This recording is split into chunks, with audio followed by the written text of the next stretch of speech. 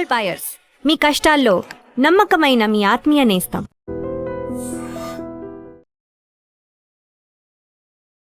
నమస్తే, నేను Kavitha. Welcome to I dream news and నిజాలు.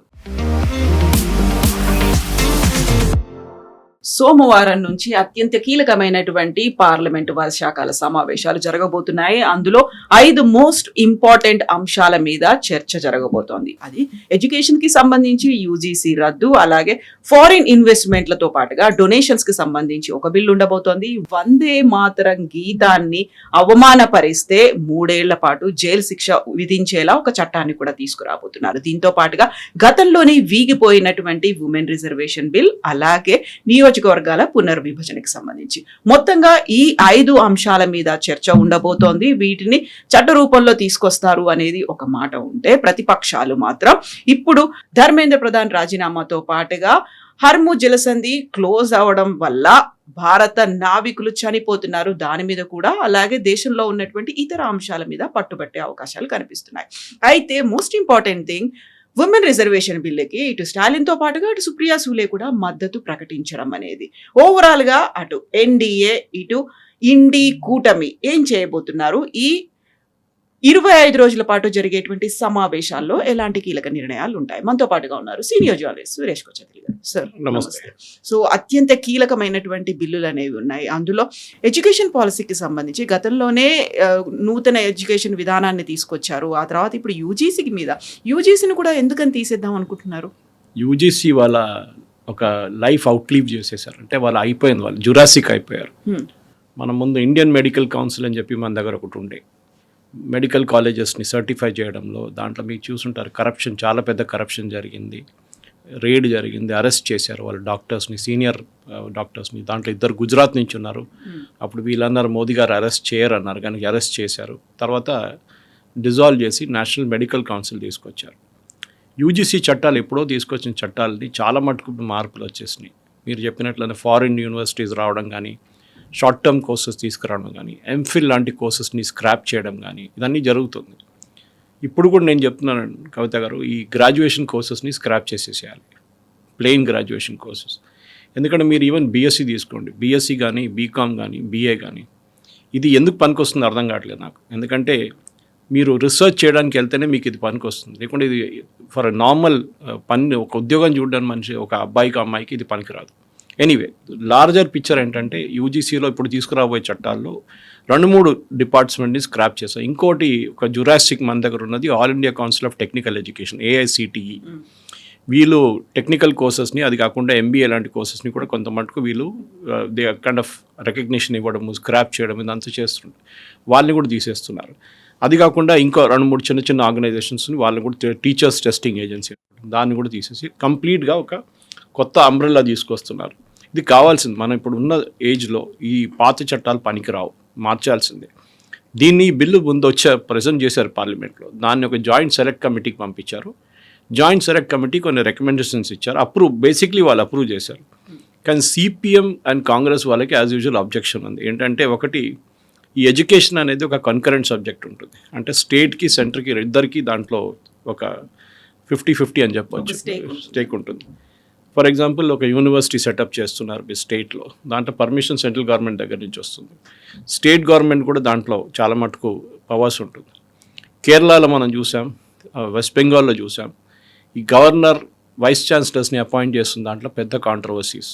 ఆ పవర్ గవర్నర్ దగ్గర ఉంటుంది, రికమెండేషన్ స్టేట్ గవర్నమెంట్ దగ్గర నుంచి ఉంది. ఒక్కొక్కసారి సెనెట్ రికమెండ్ చేస్తారు, వైస్ ఛాన్సలర్ని తర్వాత 3 మెంబర్ ప్యానల్ని పంపించి 3 పేర్లు పంపిస్తే గవర్నర్ దాని నుంచి ఒక పేరు సెలెక్ట్ చేస్తారు. ఒకసారి దాని నుంచి కూడా సెలెక్ట్ చేయరు. ఆరిఫ్ మహమ్మద్ ఖాన్ గారు ఉన్నప్పుడు కేరళలో ఇది చాలా పెద్ద గొడవ జరిగింది, కోర్టుకి వెళ్ళింది, సుప్రీంకోర్టు దాకా వెళ్ళింది కేసు. దాని తర్వాత అర్చేకర్ వచ్చినప్పుడు, ఇప్పుడు రీసెంట్లీ గవర్నర్ ఉన్నారు ఆర్లేకర్ గారు వచ్చినప్పుడు కూడా ఇదే ప్రాబ్లం మొదలైంది. వైస్ ఛాన్సలర్ అక్కడ సంస్కృత్ యూనివర్సిటీ కానీ, ఆదిశంకరావు యూనివర్సిటీ కానీ, ఇట్లాంటి చాలా మటుకు యూనివర్సిటీస్లో ప్రాబ్లం వచ్చింది. ఇప్పుడు కూడా కేసులు నడుస్తున్నాయి దాని మీద. సో గవర్నమెంట్ ఇప్పుడు అంటున్నా అంటే, ఈ చట్టం మొత్తం మార్చేస్తే ఈ ప్రాబ్లం ఉండదు. కానీ ఇది ఎప్పుడు ఒక కంటెన్షియస్ ఇష్యూగానే మారిపోతుంది. ఎస్పెషలీ కమ్యూనిస్ట్ వాళ్ళకి ఎప్పుడు ఈ ఫారిన్ యూనివర్సిటీస్ నచ్చదు. వాళ్ళకి ఫారిన్ యూనివర్సిటీస్ అనగానే వాళ్ళకి అయ్యో అమ్మ అని కొట్టుకుంటారు వీళ్ళు. కానీ we wish not allow that.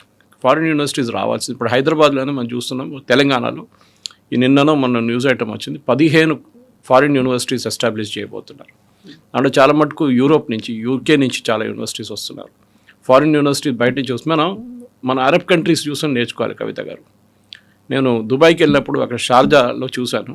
షార్జాలో చాలా మట్టుకు ఫారిన్ యూనివర్సిటీస్ వచ్చి వాళ్ళ బేస్ పెట్టుకుంటున్నారు అక్కడ. ఇంకా షార్జా ఆయన కొంచెం ఎడ్యుకేషన్ కొంచెం పట్టుంది. ఆయన దుబాయ్ లైక్ కమర్షియల్ ఉన్నప్పుడు షార్జా ఎడ్యుకేషన్ హబ్గా మారిపోయింది ఎమిరేట్స్లో. ఖత్తర్ తీసుకోండి, ఖత్తర్ ఏం చేశారు, ఖత్తర్ ఫౌండేషన్ సెటప్ చేసి చాలా డబ్బులు పెట్టారు, బిలియన్స్. వాళ్ళు యూనివర్సిటీస్, యుఎస్ యూనివర్సిటీస్లో పెట్టుబడి పెట్టారు, ఈవెన్ బ్రిటిష్ యూనివర్సిటీస్ స్టేక్ తీసుకున్నారు, ఫండింగ్ పెట్టారు, చైర్స్ అలొకేట్ చేశారు. దాని బదులు వాళ్ళు ఏమన్నారంటే మీరు మీ యూనివర్సిటీ యొక్క బ్రాంచ్ మా దగ్గర పెట్టుకోవాలి. So today Qatar has become an big. మీరు అల్ జజీరాకి వస్తే వాళ్ళ డిబేట్స్లో ఒక 20-30 మంది రోజుకి యూనివర్సిటీస్ నుంచి వస్తారు. అక్కడ they well educated and British, Americans, Germans వీళ్ళందరూ అక్కడ ఖత్తర్లో ఉండి పనిచేస్తున్నారు. ఎడ్యుకేషన్ అనేది మనం we should not be an island. ఏదో మా దగ్గర ఐఐటీలు ఉంది, ఐఐఎంలు ఉందని చెప్పి కూర్చుంటే కాదు. మనకు కొత్త యూనివర్సిటీస్ బయట నుంచి ఉన్న యూనివర్సిటీ, స్టాన్ఫర్డ్ ఉండొచ్చు, హార్వర్డ్ ఉండొచ్చు, కార్నెల్ ఉండొచ్చు, ఎంఐటి ఉండొచ్చు, ఏదైనా కానివ్వండి, మనం ఇక్కడ తీసుకురావచ్చు, ఇక్కడ మనం సెటప్ చేసుకోవచ్చు. మన వైపు నుంచి కూడా స్టాండర్డ్స్ మెయింటైన్ చేయడంలో కానీ హైర్ అండ్ ఫైర్ పాలసీలో కొంచెం మటుకు లీవే ఇవ్వాల్సి వస్తుంది, లేకుంటే వాళ్ళు రారు ఇక్కడికి. ఓకే, వాళ్ళు అంటారు మేము ప్రొఫెసర్స్ని మేము తెచ్చుకుంటాం, మనం అంటాం కాదు యూజీసీ చట్టాలు ఉన్నాయి, ఇట్లానే చేయాలంటే ఆ చట్టాలు మొత్తం మార్చేస్తున్నాయి. So that is one of the major changes ఇప్పుడు రాబోతుంది. అండ్ దీని ప్రకారం ఒక జరగబోతుంది వికసిత్ భారత్ శిక్ష అధిష్టాన్ బిల్. ఇప్పుడు నిన్ననే నేను Kerala higher education minister statement చూశాను. ఆయన కాంగ్రెస్ కానీ కమ్యూనిస్ట్ వాళ్ళ దగ్గర రిక్వెస్ట్ చేస్తున్నారు, మీరు ఈ బిల్ని ఆబ్జెక్ట్ చేయండి, బిల్ని పాస్ చేయకుండా చూసుకోండి అని చెప్పి. సో ఆబ్వియస్లీ వెస్టెడ్ ఇంట్రెస్ట్ ఉంది. ఏమవుతుందంటే కేరళ నుంచి, I'm taking Kerala as an example because మన ఆంధ్ర తెలంగాణలో కూడా అదే సంగతి. కానీ ఆంధ్ర తెలంగాణలో ఆఫ్టర్ గ్రాడ్యుయేషన్ అంటే యూజువల్లీ ఇంజనీరింగ్ తర్వాత వీళ్ళు బయటికి వెళ్తారు. మెడిసిన్ చేసేటోళ్ళు అంతమంది బయటకు వెళ్ళరు, కానీ ఇంజనీరింగ్ చేసిన 100% యూఎస్కి వెళ్ళడానికి ట్రై చేస్తారు. నిన్న ట్రంప్ కొత్త చట్టం తీసుకొచ్చారు, మీరు చూసుంటారు. దట్ మీరు అక్కడ వెళ్తే ఓన్లీ ఫర్ దట్ పీరియడ్, మీకు 3 సంవత్సరాల కోర్స్ ఉంటే 3 సంవత్సరాలు ఫినిష్ చేసి వచ్చేసేయాలి, నో ఎక్స్టెన్షన్. ఎగ్జాక్ట్లీ, అవును. వీళ్ళేం చేస్తారంటే ఇంకో కోర్సులో జాయిన్ అవుతారు, తర్వాత ఇంకో కోర్సులో జాయిన్ అవుతారు. Now that has become very strict. కొత్త చట్టాలు చేసి ఈవెన్ యూరోప్లో కూడా అదే జరుగుతుంది. మనం మిస్యూజ్ చేసాం ఒక ఫెసిలిటీని. ఆస్ట్రేలియాలో అబ్జెక్షన్స్ చూస్తున్నాం మనం, అప్పుడు న్యూజిలాండ్లో అబ్జెక్షన్స్ చూస్తున్నాం. న్యూజిలాండ్ వాళ్ళ పార్లమెంట్లో అంటున్నారు ఇండియన్ స్టూడెంట్స్ ఇక్కడ రాకూడదు, ఇండియన్ స్టూడెంట్స్ ఇక్కడ వస్తే మొత్తం మళ్ళీ ఎమిగ్రేషన్ మొత్తం మారిపోతుంది, మాది పాపులేషన్ మేట్రిక్స్ మారిపోతుంది. సో ఇప్పుడు జరుగుతున్న దాంట్లో యూజీసీ కానీ ఏఐసిటి కానీ national council for teacher education అది తీసేస్తున్నారు మొత్తం. జాయింట్ పార్లమెంటరీ కమిటీకి పంపించారు, ఇది ఎగ్జామిన్ చేశారు. అండ్ వాళ్ళు వాళ్ళ వైపు నుంచి చిన్న చిన్న చేంజెస్ సజెస్ట్ చేశారు. ఈ పాలసీస్ అన్నీ మన న్యూ ఎడ్యుకేషన్ పాలసీ NEP 2020తోని ఒక ఏం చెప్తారు, ఆ రెగ్యులేషన్స్ దాని పట్టు వస్తుందన్నమాట. అండ్ కంప్లయన్స్ హర్డల్స్ కూడా దీంతో చాలా మటుకు సాల్వ్ అయిపోతుంది. ఇది one of the main bills తీసుకొస్తుంది. అది కాకుండా 2-3 మిగతా బిల్స్ కూడా ఉంది. దాంట్లో అన్నిటికంటే కంటెన్షియస్ అయినది ఈసారి of course foreign contribution regulation amendment bill. ఇది ముందు తీసుకొచ్చారు పార్లమెంట్లో లాస్ట్ సెషన్లో, అసెంబ్లీ ఎలక్షన్ కన్నా ముందు. ఏది మన Assam, west Bengal, Kerala, Tamil Nadu assembly election ముందు తీసుకొచ్చినప్పుడు పార్లమెంట్తో పెద్ద గొడవ జరిగింది. గవర్నమెంట్ దాన్ని అప్పుడు విత్డ్రా చేసుకున్నారు. ఇప్పుడు మళ్ళీ దాన్ని రీప్రజెంట్ చేయబోతున్నారు. దీంట్లో మనం చూసాం లాస్ట్ ఒక 15 రోజుల ముందు నుంచి రేట్లు జరుగుతున్నాయి చాలా మటుకు ఎన్జిఓల మీద. అది ఏం చేస్తున్నారంటే వీళ్ళు ఈ ఫారిన్ కాంట్రిబ్యూషన్ రెగ్యులేషన్ యాక్ట్ ప్రకారం వీళ్ళకి వచ్చే డొనేషన్స్ని ముందు వీళ్ళకి ఎక్కడ ఖర్చు పెడుతున్నారు, ఏం ఖర్చు పెడుతున్నారు అనేది ఏ అకౌంట్ లేకుండా ఇప్పుడు గవర్నమెంట్ దాంట్లో చట్టాల మార్పులు తీసుకొచ్చారు. ఆల్రెడీ గెజెట్లో పబ్లిష్ చేశారు. సో చట్టం అయిపోయింది. దాన్ని పార్లమెంట్ తర్వాత పాస్ చేసుకోవచ్చు, ప్రాబ్లం లేదు. కొన్ని చట్టాలు గవర్నమెంట్ రూల్స్గా ఇంట్రడ్యూస్ చేస్తారు, దానికి పార్లమెంటరీ అప్రూవల్ అక్కర్లేదు. మెయిన్గా ఏంటంటే మీరు డబ్బులు తీసుకొచ్చిన దాన్ని సర్టన్ కేటగిరీస్లోనే ఖర్చు మీరు ఎక్స్పెండిచర్ చేయాలి. మీరు ఎడ్యుకేషన్ తీసుకొస్తే ఎడ్యుకేషనే చేయాలి. అది కాకుండా మీరు బిల్డింగ్ కట్టడము, మిగతా ఒక గెస్ట్ హౌస్ కట్టడము, మిగతా దానికి చేయకూడదు. Okay, use it only for religion. తీసుకొస్తే చర్చ్ కట్టాలంటే చర్చ్ కట్టండి, గుడి కట్టాలంటే గుడి కట్టండి, గురుద్వారా కట్టాలంటే గురుద్వారా. అది కాకుండా దాంతో సహా మీరు పాస్టర్ కోసం, వాళ్ళ కోసం, వీళ్ళ కోసం అని చెప్పి మళ్ళీ ఆ అమౌంట్ అంతా మిస్యూజ్ చేసుకుంటారు. ఇది చేయకూడదు. Same thing with other religions also, Islam కానివ్వండి, అది హిందూయిజం కానీ, క్రిస్టియానిటీ కానీ. ఇంకోటి ఏంటంటే మెయిన్గా ఈ ఎన్జిఓస్ ఒక ట్రిక్ ప్లే చేస్తారు. వీళ్ళు ఒక 5 సంవత్సరాలు నడిపిస్తారు, కోట్లు తెచ్చుకుంటారు, బిల్డింగ్లు కట్టుకుంటారు, పెద్ద పెద్ద బిల్డింగ్లు. దాని తర్వాత అక్కడెక్కడ ఇన్వెస్ట్ చేస్తారు, షేర్స్లో ఇన్వెస్ట్ చేస్తారు, కొంతమంది ల్యాండ్లో ఇన్వెస్ట్ చేస్తారు. సో పర్సనల్ గా వాడుకుంటున్నారు, ఆర్ఎల్స్ మిస్యూజ్ అవుతున్నారు. ఇంకా దాని తర్వాత ఏం చేస్తారు, 5-6 సంవత్సరాల తర్వాత మేము ఇది ఎన్జిఓ క్లోజ్ చేయడానికి పోతున్నాం అని చెప్తారు, అనౌన్స్ చేస్తారు. We are closing down this NGO, మాది అయిపోయింది, ఆబ్జెక్టివ్ అచీవ్ అయింది, ఈ డిస్ట్రిక్ట్లో ఎడ్యుకేషన్ మేము ఒక లెవెల్ దాకా తీసుకొచ్చాం, లేకుంటే ఈ డిస్ట్రిక్ట్లో లెపరసీ మేము ఎరాడికేట్ చేసాం, అన్నీ ఒక ఎక్స్క్యూజ్ తీసుకొచ్చి క్లోజ్ చేస్తారు ఎన్జిఓ. అప్పుడు ఈ ప్రాపర్టీ ఏమవుతుంది, అది గవర్నమెంట్ అంటున్నది, ఈ ప్రాపర్టీ ఇండివిజువల్స్ పేరు మీద వెళ్ళిపోతుంది. సో గవర్నమెంట్ ఇప్పుడు అంటే మీరు అట్లా చేస్తే మీరు ఆ ప్రాపర్టీని గవర్నమెంట్ ఆఫ్ ఇండియాకి వచ్చేస్తుంది. గవర్నమెంట్ ఆఫ్ ఇండియా ఒక అథారిటీ సెటప్ చేస్తారు, అథారిటీకి వచ్చేస్తుంది. అక్కడే పెద్ద గొడవ ఉంది వీళ్ళకి. వీళ్ళు అంటున్నారు అది ఒక చర్చ్ ఉండొచ్చు, చర్చ్ గవర్నమెంట్ ఆఫ్ ఇండియా ఎట్లా టేక్ ఓవర్ చేసుకుంటారు. అరే మీరే బంద్ చేస్తున్నారు కదా బిజినెస్ మీది, అప్పుడు మీరు ఏం చేస్తున్నారు, మీరు మీ పర్సనల్ దానికి వాడుకుంటున్నారు. ఇప్పుడు all those funds which bought under FCRA, మీరు ఎఫ్సిఆర్ఏకి వాడకుండా మీరు పర్సనల్ దానికి వాడుకుంటున్నారు. ఇదొక పెద్ద కంటెన్షియస్ పాయింట్గా ఉందన్నమాట. అది కాకుండా చాలా చట్టాలు తీసుకొచ్చారు, చాలా స్ట్రిక్ట్గా ఏ స్టేట్లో మీరు ఆపరేట్ చేయబోతున్నారో అది క్లియర్గా చెప్పాల్సి వస్తుంది. ఆ స్టేట్లో ఆపరేట్ చేయాలి, ఆర్ స్టేట్స్ 2 or 3 states. అది కాకుండా తీసుకొచ్చిన దానికి మీకు కరెక్ట్గా, దీనికన్నా ముందు మోదీ గవర్నమెంట్ వచ్చిన తర్వాత 18,000 ఎన్జిఓలు బంద్ చేసేవాళ్ళు లేరు, వాళ్ళు పేపర్లో ఉన్నారు, కోట్లు వస్తున్నాయి. మొన్న జరిగిన ఈ స్కామ్ నేను చెప్పాను చూడండి, ఈ స్కామ్లో ఏం జరిగిందంటే ఆల్మోస్ట్ 2 లక్షల డెబిట్ కార్డులు తీసుకొచ్చారు. కరెక్ట్ అమౌంట్ ఇప్పుడు కూడా గవర్నమెంట్ ఆఫ్ ఇండియాకి ఇప్పుడే మెల్లమెల్లగా వస్తుంది, బయటకు వస్తుంది. 2 లక్షల డెబిట్ కార్డులు తీసుకొచ్చి వీళ్ళు చాలా మందికి పంచిపెట్టారు, చాక్లెట్ పంచిపెడుతున్నట్ల. ఏది ఈ ఎన్జిఓ గ్రూప్స్లో చేసిన తర్వాత వీళ్ళు చిన్న అమౌంట్స్ ట్రాన్స్ఫర్ చేయడం మొదలుపెట్టారు. రోజుకి 5,000, రోజుకి 10,000. అప్పుడు బ్యాంక్ సిస్టంలో కనిపించదు ఎక్కువ ట్రాన్సాక్షన్, ఎందుకంటే మీరు ₹1,00,000 ట్రాన్స్ఫర్ చేసినా, 2 లక్షలు ట్రాన్స్ఫర్ చేసినా ఇమ్మీడియట్గా వాళ్ళు మీ పాన్ కార్డ్ డీటెయిల్స్ అడుగుతారు, లేకపోతే bank itself will inform income tax department, ఈ నెల ఈ అకౌంట్లో 30 లక్షలు వచ్చినాయని చెప్పేసి. ఇప్పుడు మనం ఈ యూపీఐ పేమెంట్స్లో చూస్తున్నాం ఇదే ప్రాబ్లం. ఏంటి, మా ఇంటి పక్కన ఉన్న పానీపూరి వాడికి ఇన్కమ్ ట్యాక్స్ నోటీస్ వచ్చింది, ఎందుకంటే రోజుకాడు 5,000 సంపాదిస్తున్నాడు. సో నెలకి you can calculate how much will make and year ఇంత calculate. So bank manager automatically income ట్యాక్స్కి ఇన్ఫార్మ్ చేయాల్సింది, వాళ్ళ చట్టం అట్లా ఉంది. అండ్ వాడి దగ్గర వచ్చి పాన్ కార్డ్ ఎక్కడ అని అడిగారు, పాన్ కార్డ్ లేదు. సో అందరు ట్యాక్స్ బ్రాకెట్లో వస్తున్నారు. వీళ్ళు అది కాదు, వీళ్ళు ఇది అవాయిడ్ చేస్తున్నారు, చిన్న అమౌంట్స్ ట్రాన్స్ఫర్ చేసి. నిన్ననే ఆల్మోస్ట్ 20,000 అకౌంట్స్ వీళ్ళు చూసుకున్నారు, మ్యూల్ అకౌంట్స్ చేశారు. మ్యూల్ అకౌంట్స్ అంటే వీరు పల్లెటూరుకి వెళ్తారు, వెళ్ళి అక్కడ కొంతమంది విలేజెస్ ఉంటారు, వాళ్ళకి ఏం తెలియదు, వాళ్ళ సంతకం తీసుకొని ఒక అకౌంట్ ఓపెన్ చేస్తారు బ్యాంక్లో. అట్లనే ఆ విలేజ్లో ఒక 2,000 మంది ఉంటారు, 2,000 మంది పేరు మీద బ్యాంక్ అకౌంట్ ఓపెన్ చేస్తారు. ఆ బ్యాంక్ మేనేజర్కి ఏదో డబ్బులు ఇచ్చి వీళ్ళు అడ్జస్ట్ చేసుకుంటారు, యూజువలీ కోఆపరేటివ్ బ్యాంక్స్లో. చేసిన తర్వాత ఆ అకౌంట్లో డబ్బులు రావడం మొదలవుతుంది. ఒక 2 సంవత్సరాలు వాడుకున్న తర్వాత అకౌంట్ క్లోజ్ చేసేస్తారు. క్లోజ్ కూడా చేయరు, అట్లనే ఉంచేసి వెళ్ళిపోతారు. పాపం ఈ ఇచ్చినోడికి ఇన్కమ్ ట్యాక్స్ నోటీస్ వస్తుంది, ట్రాన్సాక్షన్స్ మీ అకౌంట్లో 30 లక్షలు వచ్చింటే ఈయన అంటాడు 30 లక్షలు, నాకెక్కడ 30 లక్షలు, చూస్తే వీళ్ళు వాడారు. సో ఎస్టర్డే మొన్న కూడా చాలా మటుకు ఇన్కమ్ ట్యాక్స్ డిపార్ట్మెంట్ వాళ్ళ ఈడీ వాళ్ళ రేట్స్ జరిగింది, ఈ డీటెయిల్స్ అన్ని బయటకు వస్తుంది. సో ఎఫ్సిఆర్ఏ చట్టం కింద ఇదంతా క్లీనప్ అయిపోతుంది. దానికే పెద్ద అబ్జెక్షన్ నడుస్తుంది, ఎస్పెషల్లీ కేరళ లాంటి స్టేట్ నుంచి. ఓకే, బీజేపీ ఇప్పుడున్న ఎన్డీఏ గవర్నమెంట్లో కురియన్ అని చెప్పి ఒక మినిస్టర్ ఉంటే కేరళ నుంచి, ఆయన చాలా సంవత్సరాల నుంచి బీజేపీలో ఉన్నారు, ఇన్ఫ్యాక్ట్ ఆర్ఎస్ఎస్ అనుభవి కూడా. కానీ ఆయన్ని మొన్న క్యాబినెట్ ఎక్స్పాన్షన్ చెప్పారు కానీ జరగలేదు, క్యాబినెట్ నుంచి తొలగించారు. ఎందుకంటే రాజ్యసభ సీట్ ఆయనకి ఇవ్వలేదు, మళ్ళీ రెన్యువల్ ఇవ్వలేదు రాజ్యసభకి. So he had to resign. అది ఎందుకంటే ఆయన మీద చాలా మటుకు ప్రెషర్ తీసుకొచ్చారు వీళ్ళు, చర్చ్ అక్కడి నుంచి కేరళలో, మీరు రాజీనామా చేయాలి, మీరు లేకుంటే మీరు ఉండకూడదు క్యాబినెట్లో, ఎఫ్సిఆర్ఐ మీరు ఎఫ్సిఆర్ఐ చట్టం పాటిస్తే కరెక్ట్గా పాటిస్తే మీకు ఏ ప్రాబ్లం ఉండదు. ప్రాబ్లం ఇస్ మీరు దేనికి తీసుకొస్తున్నారో డబ్బులు అది కరెక్ట్గా వాడుకోవట్లేదు. మీరు $1,00,000 తీసుకొస్తే దాంట్లో 50,000 ఖర్చు పెట్టి 50,000కి అకౌంట్స్ ఉండకుండా చేసేస్తున్నారు, మిగతా దానికి వాడుకుంటే. స్పెషల్లీ గవర్నమెంట్ కన్వర్జన్ గురించి మాట్లాడుతున్నారు. సో ఈ చట్టంలో అది ఎఫ్సిఆర్ఏలో చాలా క్లియర్గా చెప్పారు, you can do anything but you cannot convert. Okay, ఇది ఇప్పుడు జరుగుతున్న ప్రాబ్లం. మనం చూస్తున్న సిటీలో కూడా చిన్న ఏమైనా స్కూల్లో మొన్న జరిగింది ఒక కాంట్రవర్సీ, కల్మా రాపిచ్చారని చెప్పేసి. It become very sensitive. Auto వెనుక ఎవడో స్టిక్కర్ పెట్టిండని చెప్పి అది పెద్ద కాంట్రవర్సీ అయింది. సో ముందున్న ఒక పబ్లిక్ కాదు ఇప్పుడున్న ఇండియన్స్, చాలా మటుకు మారిపోయారు. మేబీ దే బికమ్ అగ్రెసివ్, చెప్పొచ్చు అగ్రెసివ్ అయిపోయారని. దానికి చాలా కారణాలు ఉంటుంది. శివాజీ స్టాచ్యూ పెడతారు, ఎవరో వచ్చి తీసేస్తారు, అప్పుడు అగ్రెసివ్ అవుతారు మళ్ళీ. సో గవర్నమెంట్ ఇప్పుడు ఎఫ్సిఆర్ చట్టం ఇప్పుడు తీసుకొస్తే మళ్ళీ బహుశా ఈ సెషన్లో లిస్టెడ్ లేదు, అది 5 క్రూషియల్ బిల్స్లో ఈ బిల్స్ లేవు, కానీ డిస్కషన్ కైనా రావచ్చు. ఓకే, లాస్ట్ కమిటీలో లాస్ట్ పార్లమెంట్లో తీసుకొచ్చినప్పుడు లాస్ట్ సెషన్లో వాళ్ళు ఏమన్నారు, ఒక జాయింట్ జేపీసీకి పంపించాలన్నారు. గవర్నమెంట్ చెప్పారు నో జేపీసీ, డైరెక్ట్గా మేము పాస్ చేసిస్తాం.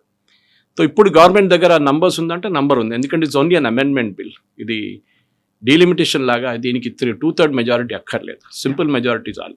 అండ్ రాజ్యసభలో కూడా ఇప్పుడు మన టీఎంసీ నుంచి చాలామంది రాజీనామా చేసిన తర్వాత రాజ్యసభలో కూడా నంబర్స్ తగ్గింది. సో దాంతో బీజేపీ రాజ్యసభలో కూడా ఈజీగా బిల్స్ పాస్ చేసుకోవచ్చు, ప్రాబ్లం ఉండదు. సో ఇంకో కీలకమైనటువంటి బిల్లు వందే మాతరానికి సంబంధించి, అది కంప్లీట్ గా పాడాలి, అలాంటి చట్టం ఒకటి తీసుకొస్తోంది కేంద్రం అనుకుంటే కంప్లీట్ గా పాడడం కాదు, కంపల్సరీ చేస్తున్నారు. ఎవరైతే పాడరో, ఎవరైతే అడ్డుకుంటారో, ఎవరైతే అవమానిస్తున్నారో వాళ్ళని శిక్షిస్తాము, 3 ఏళ్ల పాటు జైలు శిక్ష అనేది ఉంటుందని. ఇది బలవంతంగా మా మీద రుద్దే ప్రయత్నం చేస్తున్నారు అనేటువంటి మాట, ఒక నిరసనలకు ఆందోళనలు కూడా వ్యక్తమవుతున్నాయి. వందే మాతరం గురించి ఎందుకంత అభ్యంతరం? అది మనం అడగాలి కదా, వందే మాత్రం పాడడానికి ప్రాబ్లం ఏముంది వీళ్ళకి? ఇది ప్రాబ్లం ఎక్కడ వస్తుందంటే ఈ ఫుల్ వర్షన్ పాడడంలో వీళ్ళకి ప్రాబ్లం ఉంది. కొంతమంది మొన్న కేరళలో విడి సతీశన్ గవర్నమెంట్ టేక్ ఓవర్ చేసుకున్నప్పుడు, అంటే అధికారంలో వచ్చినప్పుడు, స్వేరింగ్ ఇన్ సెరమనీలో ఫుల్ వర్షన్ పాడారు. విడి సతీశన్ అంటున్నారు, నాకు తెలియదు, ఇది నా డిపార్ట్మెంట్ కింద రాదు, ఇది కరెక్ట్ అది. ఎందుకంటే swearing in ceremony ministers Raj Bhavan నడిపిస్తారు. రాజ్భవన్ అంటే గవర్నర్కి అధికారం ఉంది, అది ఫుల్ వర్షన్ పాడాలన్నా హాఫ్, కానీ చట్టాలు ఉన్నాయి గవర్నమెంట్. నేను మొన్న కూడా ఇంద్రసేన్ రెడ్డి గారు వచ్చినప్పుడు కాకతీయలో ఒక ఫంక్షన్ ఉండే, అక్కడ నాకు ఒక మేనేజర్ ఆఫ్ ది ఇయర్ అట్లా అవార్డు ఇచ్చారు, మెంబర్ ఆఫ్ ది ఇయర్ అని. సో అక్కడ వెళ్ళినప్పుడు కరెక్ట్గా నేను అదే ఫస్ట్ నాకు చాలా ఇంక్విజిటివ్ ఉన్నాను, మొత్తం పాడుతారా లేదా చూద్దామని చెప్పి కరెక్ట్గా పాడారు. సో మనకు ఆల్రెడీ జనగణమనకి ప్రొటెక్షన్ ఉంది, మనకి ప్రాబ్లం లేదు. 52 సెకండ్లలో Jana Gana Mana has to be finish చేయాలి, ఓకే. కానీ కొంతమంది ఒక 1 మినిట్ దాకా పాడతారు, ప్రాబ్లం లేదు దాంట్లో, కానీ ఫుల్ పాడుతారు వాళ్ళు జనగణమన. ఇక్కడ వచ్చిన ప్రాబ్లం ఏంటంటే వందే మాతరంలో వచ్చింది, ఓకే. ఎందుకంటే ఓవైసీ లాంటి వాళ్ళు అబ్జెక్ట్ చేస్తారు, కేరళలో ఉన్న ముస్లిం లీగ్ లాంటి వాళ్ళు అబ్జెక్ట్ చేస్తున్నారు. సో వీళ్ళేం చేస్తున్నారంటే, ఏ స్కూల్లో for example Vande Mataram full version పాడకూడదని చెప్పి కొన్ని state government, specially Kerala, Karnataka లాంటి రాష్ట్రాల్లో చట్టాలు తీసుకొచ్చి, చట్టాలు కూడా కాకుండా వర్బల్ ఆర్డర్ ఇచ్చారు డిఈఓస్కి, మొత్తం వర్షన్ పాడక్కర్లేదు, మీరు పిల్లల్ని ఇన్సిస్ట్ చేయొద్దని చెప్పి. ఈ చట్టంలో అది దాన్ని ఓవర్కమ్ చేస్తారు. మీరు చేస్తే it will be punishable offence. మనకు ఆల్రెడీ ఫ్లాగ్ మీద ఒక ఫ్లాగ్ కోడ్ ఉంది, ఒకటి ఫ్లాగ్ని ఇన్సల్ట్ చేస్తే పనిష్మెంట్ ఉంటుంది మీకు. అది కాకుండా మన నేషనల్ యాంథమ్ జనగణమన మీద ఉంది. నాకు అర్థం కాదు ఏంటో కవిత గారు, ఓవైసీకి అబ్జెక్షన్ ఎక్కడుంది? ఆయన ఏమంటున్నారంటే దీంట్లో దుర్గా మాత గురించి, దేవీల గురించి మెన్షన్ ఉంది. ఎస్, 3rd స్టాంజా 4th స్టాంజాలో వస్తుంది అంతా. కానీ మీకు ప్రాబ్లం ఏంటి? ఎందుకంటే జనగణమన నాకు ప్రాబ్లం లేదు, ఇది ప్రాబ్లం ఉంది. ఎందుకంటే మేము ఒకరే దేవుడిని మేము ఆరాధిస్తాం, మేము అల్లాహు అక్బర్, this only one God but Allah. Whereas మనం సెక్యులర్ కంట్రీ, మన దాంట్లో ఎవరైనా ఉండొచ్చు. Freedom to practise religion doesn't mean మీరు మిగతా రిలీజియన్స్ని మీరు రెస్పెక్ట్ చేయరని చెప్పేసి. ఇప్పుడు నేను ఒకసారి ఓవైసీ గారిని డైరెక్ట్ అడిగాను కూడా ఈ మాట త్రూ ఎ ట్విట్టర్ కాన్వర్జేషన్. జనగణమనలో భారత భాగ్య విధాత అని ఒక లైన్ ఉంది. రవీంద్రనాథ్ ఠాగూర్ దగ్గర అడిగారు, ఈ భారత భాగ్య విధాత రాసినప్పుడు who are you referring to? Is George the 4th or George the 5th? అప్పుడున్న బ్రిటిష్ కింగ్స్. ఆయన అన్నారు, జార్జ్ ద 1st కాదు, 2nd కాదు, 3rd కాదు, 4th కాదు, 5th కాదు, nobody. It is written about an Indian personality అని. పర్సనాలిటీ కాదు, ఇంకో వర్డ్ యూజ్ చేశారు, మీరే దాన్ని గెస్ట్ చేసుకోవచ్చు అని చెప్పారు. సో భారత భాగ్య విధాత ఈజ్ లార్డ్ కృష్ణ. అప్పుడు ఓవైసీకి ఇప్పుడు మేలుకు వచ్చింది, అక్కడ కూడా ప్రాబ్లం ఉందని చెప్పి రేపు నేషనల్ యాంథమ్ కూడా అబ్జెక్ట్ చేస్తారు ఇప్పుడు ఆయన. సో మీకు రిలీజియన్తో అబ్జెక్ట్, మీరు ఒక సెక్యులర్ కంట్రీలో ఉన్నప్పుడు మీరే అంటున్నారు సెక్యులర్ అని, అట్లా ఉన్నప్పుడు ఒక నేషనల్ సాంగ్ ఒకటి తీసుకొచ్చినప్పుడు మీకు ప్రాబ్లం ఏంటి? మీకు ప్రాబ్లం ఏంటంటే దాంట్లో దేవి మెన్షన్ చేస్తున్నారు, thus is your mentioning Durga. So that the problem వీళ్ళకి. అయితే ఇక్కడే ఇంకొక కాంట్రవర్షియల్ ఇష్యూవా, లేకుంటే ఒక స్ట్రాంగ్ గా కనిపిస్తున్నటువంటి అంశం, కల్మా ప్రాక్టీస్ చేయండి లేకుంటే హోంవర్క్ కింద రాయండి అని ఇచ్చినందుకే పెద్ద గొడవ చేశారు, సస్పెన్షన్ దాకా వెళ్ళింది, పోలీస్ కేసులు ఇవన్నీ అయిన తర్వాత ఇదేమో కంపల్సరీ చేస్తున్నారు వందే మాతరంలో. అందులో దేవి గురించి స్తుతించినట్టుగా ఉంది, ఇవన్నీ కోటి కంట కరకరవాల్, ఇలాంటివన్నీ కూడా మాతో ఎందుకు? అది కూడా బలవంతంగా మేము పాడాలి, పాడకపోతే మీరు తీసుకెళ్లి జైల్లో వేస్తారా? మన నేషనల్ యాంథమ్ సినిమా థియేటర్లో ఇంట్రడ్యూస్ చేసినప్పుడు ఒక ఇష్యూ వచ్చింది, మీకు గుర్తుంటుంది. ఇప్పుడు రావట్లేదు, ఇప్పుడు సినిమా థియేటర్లో లేదు. అది అంటే అందరు నిలబడాలి పాడిన టైంలో అని చెప్తారు. కానీ కొంతమంది కావాలని కూర్చుంటారు. మనం చూసాం థియేటర్లో గొడవ జరిగింది. ఎవరు పోలీసు వాళ్ళు వచ్చి బయట నుంచి గొడవ చేయలేదు, అక్కడ ఉన్న థియేటర్కి వచ్చిన సినిమా చూడడానికి వచ్చిన వాళ్ళే గొడవ చేశారు.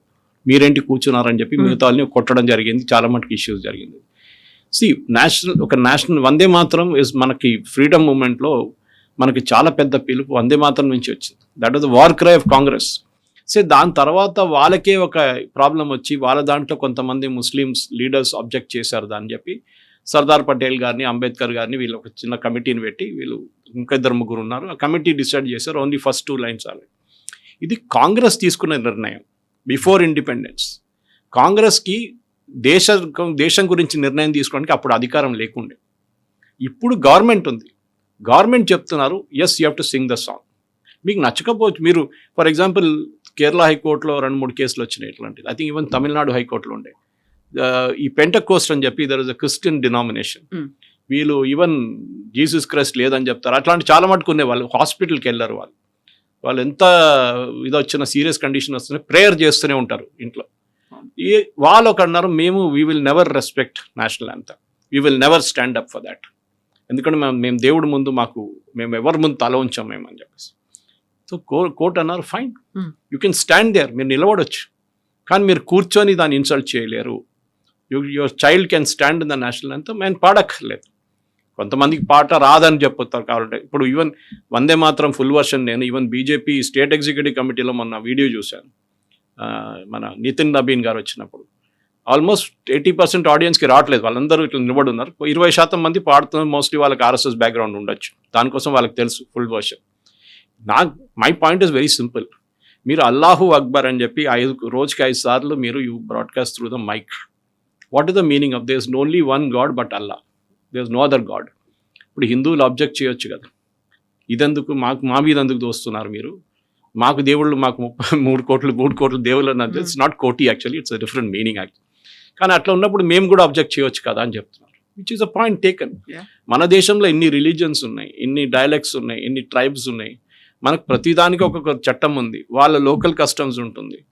ఫర్ ఎగ్జాంపుల్ నాగాలాండ్లో అబ్జెక్షన్ వచ్చింది దీని గురించి, ఓకే మేము పాడామని చెప్పేసి, ఓకే ఫైన్, కానీ యూ కెనాట్ స్టాప్ ఇట్, మీరు ఆపలేరు దాన్ని. ఎవరో పాడుతున్నప్పుడు వాళ్ళు వాడినాయండి, కాదు మీరు 2 లైన్లే పాడాలంటే that will not be accepted అని గవర్నమెంట్ చెప్తే, government view point. As an individual మన దాన్ని we can object to it always. So ఇప్పుడు ఇంకో కీలకమైనటువంటి 2 లెగసీ బిల్లులు గతంలో అది వీగిపోయాయి, యాక్సెప్ట్ చేయలేదు, ఆ తర్వాత ఇప్పుడు అవి కంటిన్యూ అవబోతున్నాయి. ఎట్ ఎనీ కాస్ట్ అది పాస్ అయిపోతుంది అనేది, దీనికి రీసెంట్గా జరిగినటువంటి బోల్డ్ అని డెవలప్మెంట్స్ ఉన్నాయి. రీజనల్ పార్టీల దగ్గర నుంచి అది చీల్చారు, లేకుంటే మద్దతు అనేది వచ్చింది. ఆప్ నుంచి 9 మంది ఎంపీలు వచ్చి జాయిన్ అయిపోయారు, ఆ తర్వాత టీఎంసీ నుంచి మద్దతు కూడా వస్తుంది. ఇప్పుడు వెరీ రీసెంట్గా సుప్రియా సూలేతో పాటుగా స్టాలిన్ కూడా మద్దతు ప్రకటించినట్టుగానే కనిపిస్తోంది. సో ఈజీగా పాస్ అయిపోతుందని, బలవంతంగా వాటిని పాస్ చేయాలనేటువంటి ఒక ప్రెస్టీజియస్ ఇష్యూగా కేంద్ర ప్రభుత్వం తీసుకుంది. దానికోసమే రీజనల్ పార్టీని చంపేసింది అనేది. అక్కడ నియోజకవర్గాల పునర్విభజన బిల్లుతో పాటుగా మహిళా రిజర్వేషన్ బిల్, ఈ 2 ఈజీగా పాస్ అయిపోతాయా ఈసారి? ఈజీగా పాస్ కావడం అని ఎప్పుడు ఈజీగా పాస్ కాదు, దట్ ఈస్ మనం ఒకటి అర్థం చేసుకోవాలి. ఈజీ పాసింగ్ అనేది ఇట్స్ నాట్ పాసిబుల్.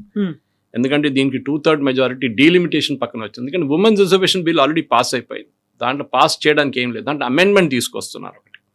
అమెండ్మెంట్ని ఎందుకంటే 1/3 ఇప్పుడు మీరు ఇప్పుడున్న లోక్సభలో 543 సీట్లలో మీరు 1/3 ఇస్తే చాలా మంది ఎగ్జిస్టింగ్ ఎంపీస్కి సీట్లు ఉండవు, ఓకే అది ప్రాబ్లం. సో 834 సీట్లు తీసుకొచ్చి కొత్త పార్లమెంట్లో ఇప్పుడున్న సీటింగ్ అరేంజ్మెంట్ ప్రకారం తీసుకొస్తే 1/3 రిజర్వేషన్ తీసుకొచ్చినా కానీ ఎగ్జిస్టింగ్ ఎంపీ సీట్ల ఇంపాక్ట్ కాదు. అంటే 834 మైనస్ 543 చేస్తే మీకు ఎగ్జాక్ట్ ఒక 600, 700, 800 అంటే 300 సీట్లు ఎక్స్ట్రా వస్తుంది. దాంట్లో మీరు 1/3 పోతే కూడా ప్రాబ్లం లేదు మీకు. This is the main thing అనమాట. ఇప్పుడు సుప్రియా సూలే కానీ స్టాలిన్ కానీ వీళ్ళు ఫస్ట్ అబ్జెక్ట్ ఏం చేశారంటే, నార్త్ ఇండియాలో సీట్ పెరుగుతుంది, సౌత్ ఇండియాలో సీటు తగ్గుతుంది, మేము పాపులేషన్ పాలసీ ఫాలో చేసాం, మమ్మల్ని మీరు పనిష్ చేస్తున్నారు. దీంట్లో లాజిక్ లేదు. నేను దీనికన్నా ముందు కూడా చాలా మటుకు ఎక్స్ప్లెయిన్ చేశాను. నేను ఒక 2-3 పబ్లిక్ మీటింగ్లో కూడా ఎక్స్ప్లెయిన్ చేస్తే చాలామంది వచ్చారు, ఇది బీజేపీ వాళ్ళు ఎందుకు చెప్పట్లేదు సార్ అని చెప్పి. నాకు తెలియదు, దీంట్లో లాజిక్ చాలా క్లియర్ కవిత గారు. ఫర్ ఎగ్జాంపుల్ మనం ఉత్తరప్రదేశ్ గురించి వీళ్ళ పెద్ద కంప్లైంట్, బీహార్ అండ్ ఉత్తరప్రదేశ్ తీసుకుందాం.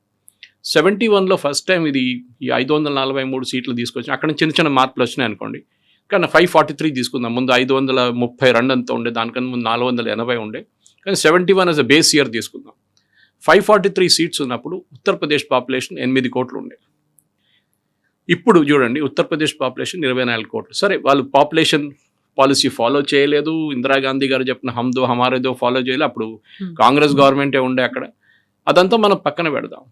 ఇప్పుడు వాళ్ళ పాపులేషన్ స్టెబిలైజ్ అయింది. ఇప్పుడు కొత్త సెన్సస్ రాబోతుంది, దాంట్లో తెలిసిపోతుంది అటు ఉత్తరప్రదేశ్ లాస్ట్ 3 సంవత్సరాలు 4 సంవత్సరాల నుంచి they are flattening the curve. ఇట్లా వెళ్ళకుండా ఇట్ ఇస్ ఫ్లాట్నింగ్ అవుట్ అనమాట. ఇప్పుడు ఉత్తరప్రదేశ్ పాపులేషన్ 24 కోట్లు అని తీసుకుందాం. Okay, voting population will be about say 20 crores or 21 crores తీసుకుందాం. ఇప్పుడు తమిళనాడు పాపులేషన్ తీసుకొని ఆంధ్ర పాపులేషన్ కూడా తెలంగాణ పాపులేషన్ తెలంగాణ తీసుకుందాం. మనకి 4 కోట్లు Telangana population.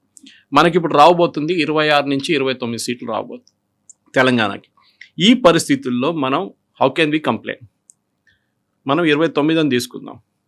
6 times Uttar Pradesh population ఉంది. ఓకే, అంటే ఇక్కడ మీకు 30 సీట్లని పెట్టుకుందాం మనం యావరేజ్గా. 30 into 6 అంటే 180 ఉత్తరప్రదేశ్కి రావాలి, 180 రావాలి. ఓకే, 60 into 3 అనమాట. Will take it that way. Okay, ఇక్కడ 30 ఉంది, 30 into 6 180. కానీ ఉత్తరప్రదేశ్కి ఏంటంటే ఇప్పుడున్న 80 సీట్లో 40 సీట్లు ఇస్తున్నారు ఎక్కువ, 120 వచ్చి ఆగిపోతుంది, 160కి వెళ్ళట్లేదు. సో ప్రతి స్టేట్కి సుప్రియా సూలే డిమాండ్ చేసింది అదే, ప్రతి స్టేట్కి 50% పెంచాలి మీరు సీట్లు, విచ్ ఈస్ అండర్స్టాండబుల్. ప్రతి స్టేట్లో జరుగుతుంది అది.